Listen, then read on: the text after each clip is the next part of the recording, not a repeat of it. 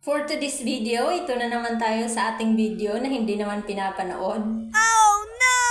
Tapos magko-comment lang ng masarap kahit hindi naman pinapanood hanggang dulo, 'di ba? Sino ang nakaka-relate diyan? By the way, balik na tayo sa ating video na hindi nga pinapanood. Char. Eto na nga, gagawa nga lang ako ng chicken macaroni salad. Ayan. Wow! Pagkatapos kong malaga ang ating macaroni, syempre nahiwa na rin natin ang ating chicken. Ang ating carrot, ayan, pinagsama-sama ko na kasama ang pineapple tidbits, ang cheese, at pickles. Syempre kasama ang raisin. Naglagay nga rin ako ng all-purpose cream at syempre ang mayonnaise at haluin nga lang natin yan ng maayos. At ayan, pagkahalo, naglagay lang ako ng konting asin, ng konting paminta at ang grated cheese.